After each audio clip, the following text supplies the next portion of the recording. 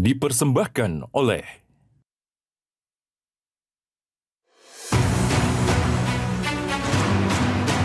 melalui surat keputusan Panglima TNI Jenderal Agus Subianto, Maijen TNI Christome Sianturi resmi dipercaya menjadi Pangdam 21 Raden Inten.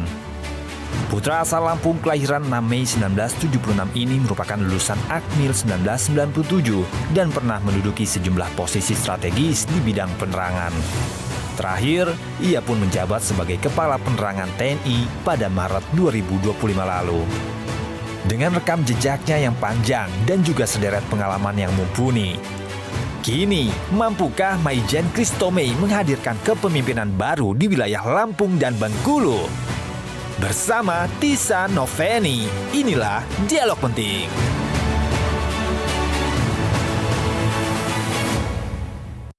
Halo, selamat siang pemirsa. Jenderal kelahiran 6 Mei 1976 ini bukan hanya dikenal sebagai prajurit tempur Kostrad, tetapi juga sebagai figur yang dekat dengan masyarakat melalui perannya di dunia penerangan TNI. Melalui surat keputusan Panglima TNI, Maijen TNI Christome Sianturi kembali menorehkan babak baru dalam pengabdiannya. Beliau membawa harapan besar bagi Lampung dan Bengkulu, meneruskan perjuangan serta membangun sinergi demi kejayaan bangsa dengan amanah barunya sebagai Pangdam 21 Raden Inten. Saat ini saya sudah bersama dengan beliau dalam Dialog Penting pemirsa. Bersama saya saat ini ada Maijen TNI Christome Sianturi. Selamat siang. Selamat siang, Mbak Tisa. Apa kabar Bapak? Good, Mbak. I'm good. Sehat? Sehat. Alhamdulillah. Sebelumnya kita mau mengucapkan selamat dulu untuk amanah barunya, untuk jabatan barunya dipercaya menjadi Pangdam 21 Raden Inten. Ini agak cukup cepat ya Pak. Kalau nggak salah baru sekitar beberapa bulan menjadi Kapuspen, kemudian dipercaya untuk sebuah amanah baru. Gimana Pak kesannya? Tentunya sebagai seorang prajurit saya harus siap melaksanakan semua perintah, semua amanah yang menjadi atau dibebankan ke pundak saya gitu ya. Seperti sumpah prajuritnya itu kan yang ketiga taat kepada atasan dengan tidak membantah perintah atau putusan. Nah, ya udah sebagai seorang prajurit diperintahkan A, ya kerjakan A. Saat ini saya diperintahkan menjabat sebagai Kapuspen, saya laksanakan tugas itu sebagai Kapuspen dengan semaksimal mungkin. Dan ketika saya diperintahkan sebagai seorang Pangdam, ya saya akan kerjakan dengan sebaik mungkin. Nah. Oke, tapi kita ingin bicara dulu soal amanah terakhir yang Bapak jalani sebagai Kapuspen TNI. Kita tahu Pak Christome Sianturi, Pak Maijen ini orang yang dikenal di satuan elit, kemampuan dan keahliannya di bidang tempur. Kemudian dipercaya menjadi jubir. Itu bagaimana kisahnya, Pak? Sebagai seorang prajurit tentunya kita harus siap melaksanakan apapun tugas yang diberikan pimpinan, diberikan oleh negara kepada kita. Tadi sumpah prajurit itu kan kita ucapkan di depan kitab suci kita masing-masing. Itu arti janji kita kepada Tuhan Yang Maha Kuasa. Yang akan dituntut nanti pada saat di akhir nanti pertanggungjawaban mana sumpahmu yang sudah kau ucapkan kepada saya. Ketika saya ditempatkan di satuan A, ya saya kerjakan sesuai dengan ekspektasi atau sesuai tugas pokoknya apa. Dulu dari Letnan 2 sampai menuju Letnan Kolonel, saya ditugaskan di Satuan Kostrad, Satuan Lintas Udara Kostrad, di lingkungan Brigif Infanteri, Brigade Infanteri Lintas Udara 17 Kostrad, gitu ya, Divisi 1 Kostrad. Dari Batalion 330, dari Letnan 2 sampai Kapten, kemudian dari pangkat Mayor, saya sebagai Wakil Komandan Batalion Infanteri Lintas Udara 328, kemudian saya sebagai Komandan Batalion di Linut 305 Tengkorak, dan juga saya pernah menjabat sebagai Waas of Divisi 2 Kostrad. Gitu. Ya, pengalaman-pengalaman itu ya saya jadikan landasan saya untuk saat ini saya untuk bekerja. Pengalaman-pengalaman itu terus tidak akan terlupakan. Bagaimana saya merasakan sebagai seorang komandan peleton, bertugas di daerah operasi misalnya, tentunya kan pengalaman itu akan membuat saya lebih mengetahui apa sih sebenarnya yang dibutuhkan untuk kemampuan seorang prajurit. Yang lebih menantang mana sih Pak ketika menjadi seorang jubir, Kapuspen begitu, atau ketika bertugas di lapangan? Ya semuanya sama, semuanya memiliki tugas dan tanggung jawab, memiliki tantangan dan challenge yang berbeda-beda gitu ya. Ketika misalnya kita saat bertugas sebagai pasukan di lapangan, tentunya kan memang harus kemampuan-kemampuan yang bisa memenuhi atau bisa membantu kita dalam masa tugas itu. Fisiknya harus kuat. Di lapangan kita, bawa ransel 24 kilo untuk makanan kita selama 2 minggu, baju, punya kemampuan menembak yang harus bagus, bela diri yang baik, sehingga kita memang dituntut tugasnya itu, dalam rangka tugas operasi seperti itu. Nah, saat ini kita bertugas sebagai seorang juru bicara, orang perang. Ya kita misalnya apa sih kebutuhan dari seorang penerangan itu, kepala pusat penerangan, kepala penerangan Kodam misalnya. Oh, saya harus memiliki kemampuan public speaking. Ya kita latih. Bagaimana cara kita berbicara di depan audiens, bagaimana kita berbicara di depan massa gitu ya. Kemudian, tugasnya seorang penerangan itu tidak hanya public speaking, tapi ada kontra opini di situ, ada propaganda di situ, sehingga bisa menyesuaikan dengan tugas-tugas yang dibebankan kepada kami sebagai prajurit TNI, sebagai satuan di TNI. Bagaimana kita memberi kontra opini dengan pernyataan-pernyataan dari misalnya gerombolan OPM. Harus kontra, jadi kita harus punya, seperti yang disampaikan oleh Panglima TNI, paling tidak yang namanya orang penerangan harus memiliki kemampuan intelligence strategis, intelstrat, sehingga dia bisa memiliki, mengetahui permasalahan apa sih yang harus dilakukan mendukung tugas pokoknya TNI. Tapi saya tertarik begini, ingin mengorek lebih dalam lagi. Keluarga itu kan pasti menjadi salah satu support system bagi seorang Pak Christomé, bagi seorang Maijen Christomé, begitu ya. Bagaimana kesan dari keluarga ketika harus mungkin melakukan pendampingan kepada Bapak berpindah-pindah setiap menjalankan tugas, kemudian akhirnya kembali ke Jakarta sebagai Kapuspen, kemudian akhirnya juga melalui amanah yang baru akan kembali lagi ke daerah. Bagaimana support dari keluarga? Dan ya alhamdulillah ya keluarga bisa menyesuaikan itu, beradaptasi dengan cepat, sehingga kami tidak kesulitan ketika ada tugas baru yang diberikan kepada kami untuk selanjutnya. Ya. Kemudian tadi kan kita juga sudah sempat di awal disebut pemirsa bahwa Maijen Christomé Sianturi ini juga akan mengemban amanah baru sebagai Pangdam 21 Raden Inten, begitu. Raden Inten ini kan adalah sebuah kodam yang baru ya Pak ya. Kira-kira hal apa yang akan dilakukan di sana Pak? Ya, dengan amanah baru saya sebagai Pangdam, Panglima Kodam 21 Raden Inten yang meliputi wilayah Lampung dan Bengkulu yang sebelumnya adalah di bawah teritori Kodam 2 Sriwijaya, tentunya saya harus mulai memetakan pokok-pokok permasalahan apa saja yang ada di wilayah itu, di dua wilayah tadi Mbak ya, sehingga saya sudah bisa harus membuat apa rencana kerja saya ke depan nih. Kebetulan saya saat ini sudah membuat 100 hari kerja pertama saya, apa yang harus saya kerjakan di Provinsi Lampung dan Bengkulu itu, dengan satuan-satuan yang saat ini sudah tersebar di Lampung dan Bengkulu. Nah, kebetulan lagi saya adalah putra kelahiran Lampung, saya lahir dan besar di sana, sehingga saya sudah sedikit banyak mempunyai gambaran apa yang harus saya kerjakan, bagaimana adat istiadat di sana, bagaimana karakter politik masyarakatnya. Kebetulan saya juga pernah jadi komandan Kodim di Lampung, sehingga saya sudah tinggal saya mengupdate, menyesuaikan dengan perkembangan hari ini apa, tantangan hari ini apa, Lampung dan Bengkulu. Kemudian kita kaitkan lagi dengan program pemerintah apa, atas cita presiden apa, yang sehingga bisa kita terapkan di wilayah untuk membantu pembangunan pemerintah daerah, gitu Mbak. Nah, kalau ngomong-ngomong soal menjadi seorang Pangdam begitu, Pangdam 21 Raden Inten, ini kita teman-teman media agak cukup terkaget-kaget. Ketika kemarin ada acara itu, Bapak menjadi panitia juga, menghadapi media juga, mengurusi acara juga. Tiba-tiba loh, beliau juga dilantik begitu, disebutkan, diumumkan menjadi seorang Pangdam. Itu gimana ceritanya Pak? Ya, tentunya saya juga sebagai Kapuspen, tadi bekerja sebaik mungkin menyelesaikan semua pekerjaan yang dibebankan kepada saya. Pada saat itu, misalnya saya sebagai tim yang harus mempersiapkan media pada saat acara tanggal 10 Agustus itu, saya berkoordinasi dengan TV, media, mana yang harus nanti ditampilkan dalam videotron. Nah, saya tidak berpikir bahwa akan menjadi Pangdam. Oh, surprise juga pada saat itu ya? Jadi baru tahu pada saat itu juga. Dan kemudian ketika itu saya ditanya sama Panglima TNI pada saat menyiapkan itu. Chris, kamu itu kelahiran mana? Siap Panglima, saya kelahiran Lampung. Oke. Ya sudah, kamu Pangdam Lampung saja. Ya saya sebagai prajurit siap saya laksanakan Bapak, gitu aja. Semoga saya bisa melaksanakan amanah ini dengan baik. Gitu.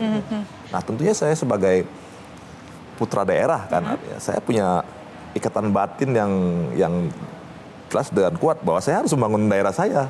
Tuh saya harus punya istilahnya sense of belongingnya juga. Nawaitunya sih bahwa saya akan bangun tempat tanah kelahiran saya dengan baik dari sisi keamanan. Nah, saya harus bisa menjamin bahwa Lampung, Bengkulu itu aman sehingga masyarakat bisa berinvestasi dan melakukan pembangunan di Oke. posisi itu. Gitu. Itu kan tentunya menjadi alasan ataupun juga menjadi landasan. Pasti ada alasan kenapa ada Kodam baru 21 Raden Inten di situ. Meskipun memang mungkin ketika ini akhirnya inkrah menjadi sebuah Kodam baru, ada suara-suara yang sedikit sumbang mengenai penting atau tidak Kodam 21 Raden Inten ini untuk direalisasikan. Tapi ternyata Pak Christomay mengatakan, Pak Jenderal mengatakan ada tantangan-tantangan. Tantangan apa sih yang dilihat di sana sehingga dirasa betul-betul Kodam 21 Raden Inten ini harus ada?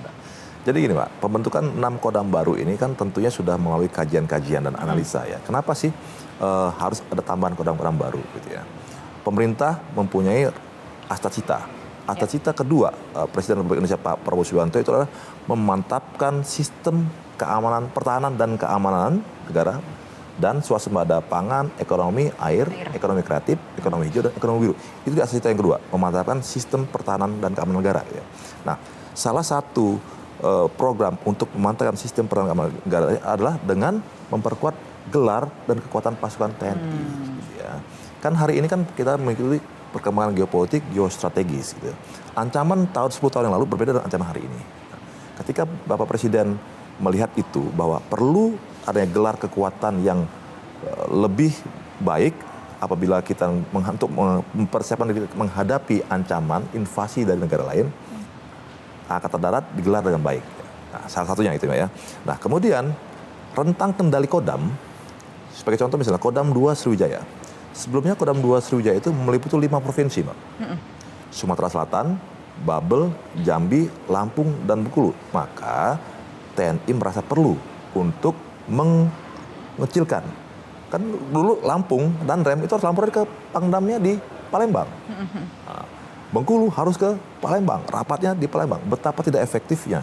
Nah, makanya dibentuklah pengelompokan yang lebih kecil tadi.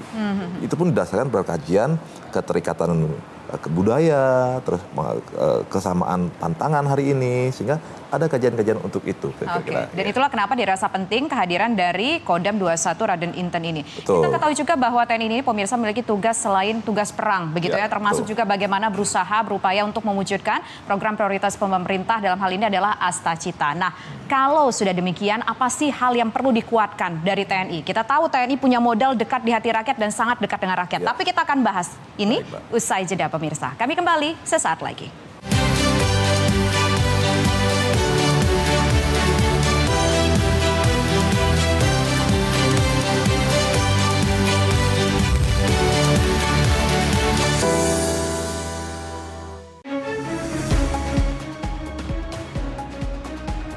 Rangkaian informasi terkini dan mendalam, mengupas peran strategi dan peran penting para pengambil kebijakan.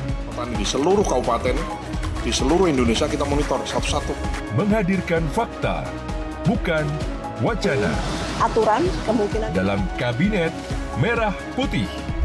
Setiap hari pukul 5 sore. Hanya di Garuda TV. ASN sekarang itu kan sering sekali dianggap tidak bekerja. ASN tuh cenderung santai, tenggo, ada juga misalnya titipan gitu Bu.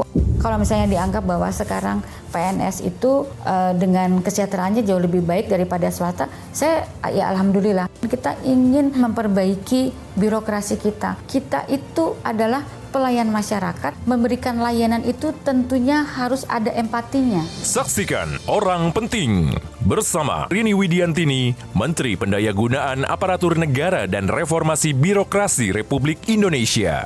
Jumat 29 Agustus pukul 9 malam hanya di Garuda TV.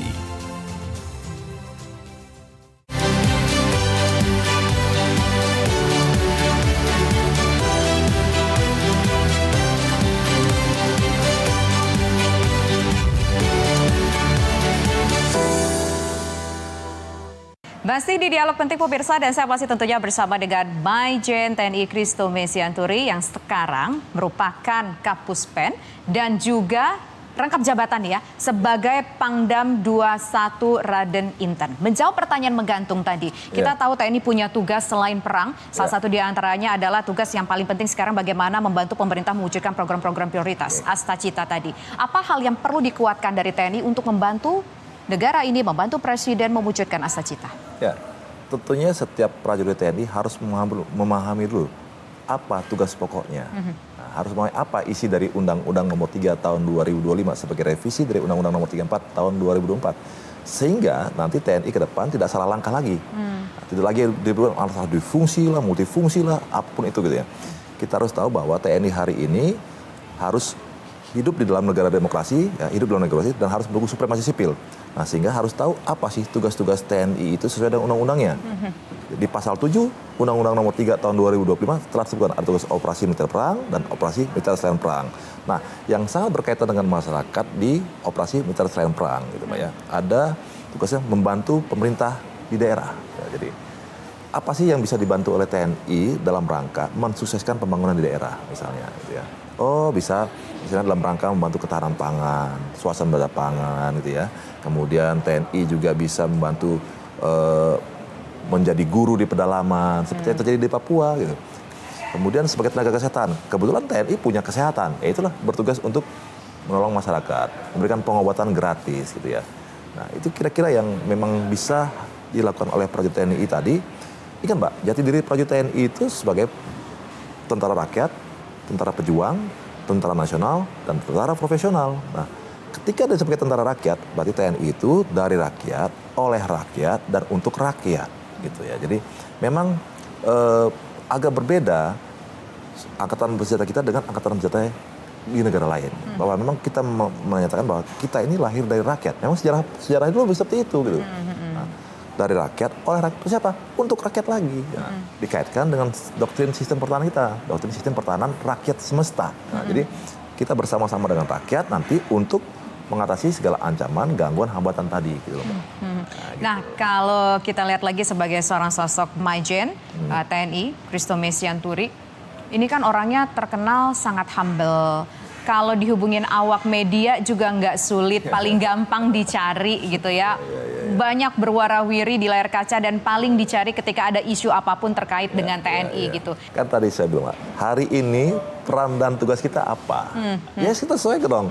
Tugas saya hari ini adalah sebagai seorang kepala pusat penerangan, berarti saya harus banyak berhubungan dengan media. Wartawan adalah teman saya, mitra kerja saya. Jadi ya saya harus baik-baik sama wartawan dong. Jadi apa kebutuhan wartawan, apa kebutuhan media, ya saya harus penuhi. Karena itu tugas saya. Hari ini saya digaji buat itu gitu.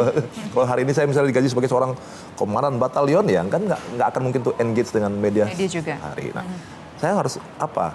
Kemampuan apa, skill apa yang saya harus miliki sehingga bisa menyampaikan, bisa pesan yang saya bawa ini bisa sampai kepada masyarakat. Nah, saya harus menyesuaikan dengan audiens dong hari ini. Nah, nggak mungkin saya dengan bahasa yang kaku kalau harus menghadapi Gen Z misalnya gitu loh. Nah, ini kan berarti kaitannya sama opini, sama narasi, sama agitasi dan juga sama propaganda yang memang bagian dari pertahanan.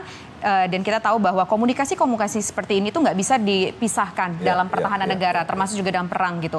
Ini Bapak melihatnya bagaimana? Apakah memang ini sesuatu yang nggak bisa dipisahkan sama sekali di era seperti saat ini? Ada ya perubahan geopolitik, geostrategi, cara bertempur, cara berperang berubah kan. Hari ini sudah berubah. Hari ini ada teknologi, ada cyber di situ Mbak. Ada media sosial di situ. Dulu media-media kita media konvensional. Tapi kan hari ini tidak hanya media mainstream saja yang berperan membentuk opini. Media sosial lebih gencar dia. Kalau kita tidak memahami itu, gitu loh.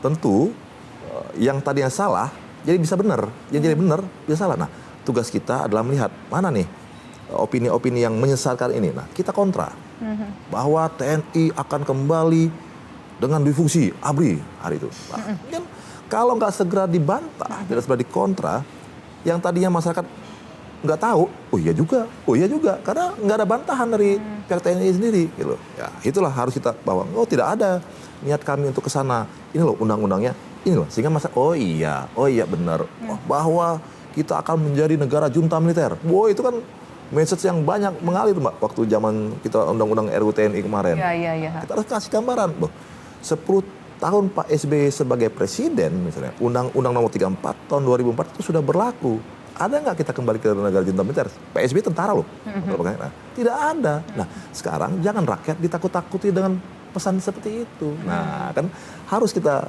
gali ini apa yang bisa kita sampaikan sehingga masyarakat juga mengerti bahwa itu salah, ini benar. Gitu, Pak. Artinya disinformasi itu memang sebuah tantangan yang mempengaruhi namanya istilahnya cyber begitu ya. Ya, betul. Sampai saya ingat beberapa kali saya sempat juga berbincang dengan pihak dari TNI yang mengatakan bahwa ada wacana, usulan juga mungkin beberapa waktu yang lalu dari pihak-pihak tertentu dari DPR juga ada wacana bahwa perlu nih kayaknya kita perlu matra cyber begitu. Seberapa urgennya kita perlu nanti suatu saat mungkin punya matra cyber? Ya, harus dong. Dan hari ini tugas pokok TNI dalam operasi militer selain perang ada yang salah satunya adalah membantu mengatasi ancaman cyber. Nah, TNI di situ membantu, kan ada BSSN, ada kepolisian, ada cyber. Nah, kita membantu itu supaya tugas TNI lebih kepada cyber defense, ke pertahanan defense, sehingga kita nggak diserang. Ingat sekarang kita contoh pertempuran antara Rusia dan Ukraina hari ini. Udah ada drone di situ, ada cyber di situ, ya.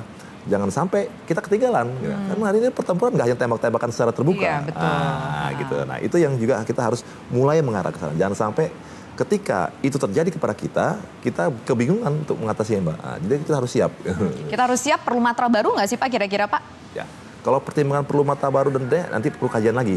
Saat ini tentunya TNI sudah ada satuan cyber di TNI, ya, ada Dansat Cyber di Matra pun ada. Nah, jadi kita mulai mengarah ke sana. Dan sekarang kita lihat misalnya dari mana nih manusia-manusia yang untuk mengawaki cyber itu tadi.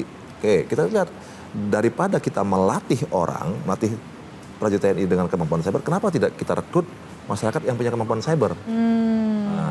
Gitu. Sehingga kan sudah kita bisa lebih mempermudah dan mempercepat.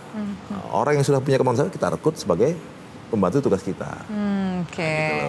Berarti itu adalah salah satu strateginya bagaimana caranya kita untuk bisa beradaptasi dengan kondisi terkini yang perang itu bukan hanya soal perang bertembak-tembakan lagi yang kelihatan di darat dan di udara, tapi bagaimana alam pikiran sadar manusia itu kemudian terbentuk dipengaruhi kondisi yang ia baca, yang terpapar melalui sosial media ataupun juga melalui internet. Nanti kita akan bicara lebih lanjut lagi, pemirsa, usai jeda berikut tetap bersama kami di Dialog Penting.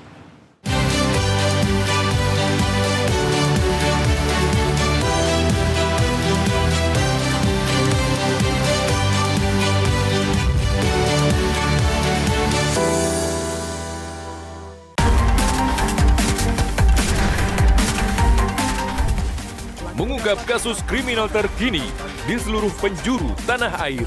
Interogasi kepada pelaku. Ulasan tajam tanpa ampun bersama para aparat. Tak ada tempat untuk lengah. Informasi penting yang membuat Anda lebih waspada. Kriminal Plus 62. Setiap hari pukul 11:30 siang dan pukul 5:30 sore hanya di Garuda TV. ASN sekarang itu kan sering sekali dianggap tidak bekerja. ASN tuh cenderung santai, tenggo, ada juga misalnya titipan gitu, Bu.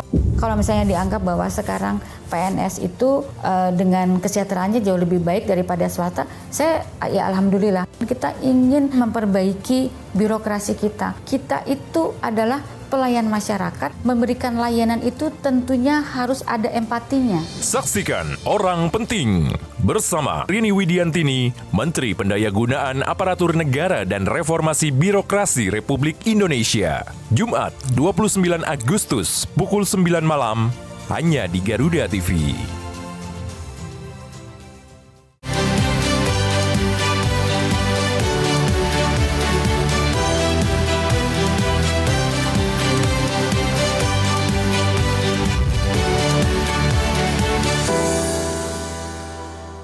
Pak Jenderal, di segmen sebelumnya tadi kita bicara bahwa TNI akan merekrut masyarakat yang bisa diperbantukan dalam bidang cyber di TNI. Ini yang mau direkrut siapa? Apakah memang open recruitment gitu? Atau jangan-jangan para hacker-hacker yang handal yang ada di Indonesia? Kita tahu kan Indonesia juga ada orang-orang pintar dalam bidang seperti itu.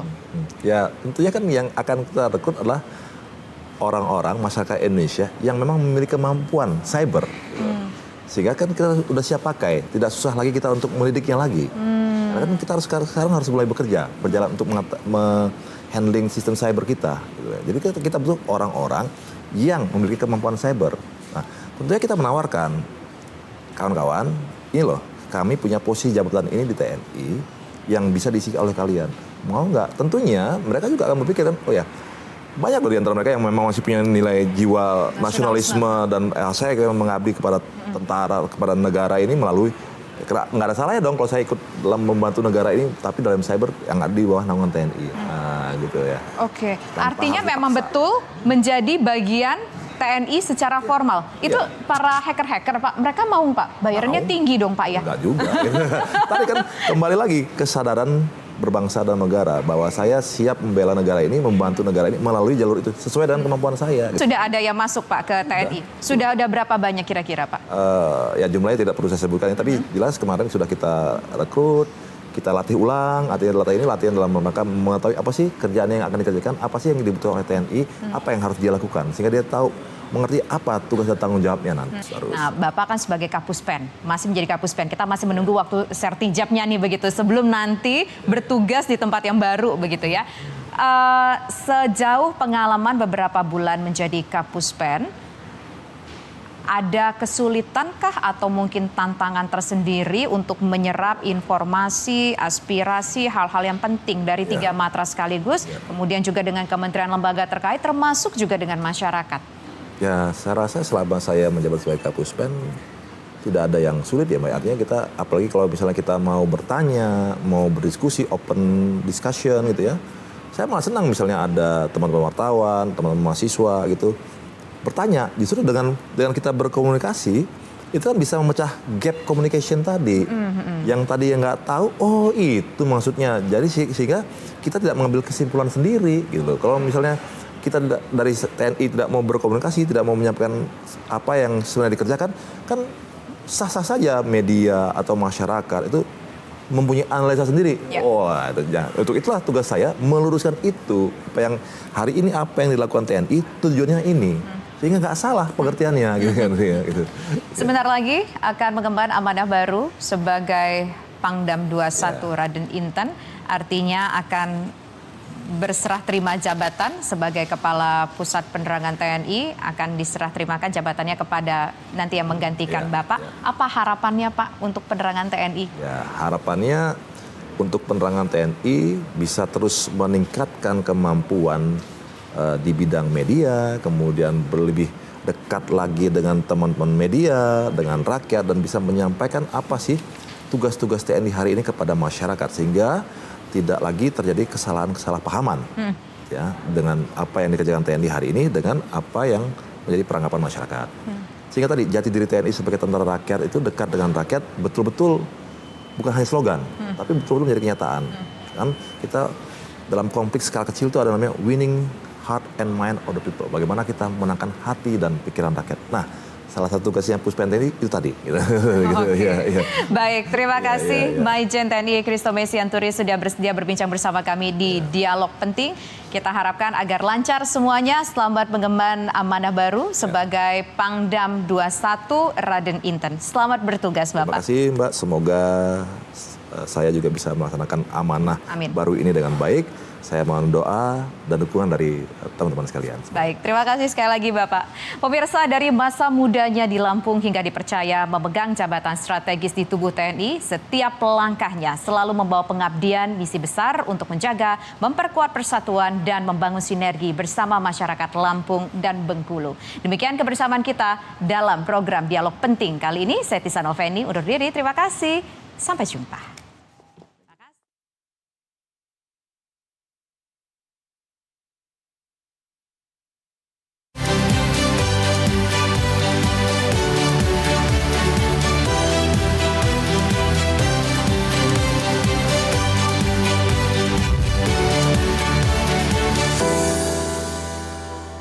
Dipersembahkan oleh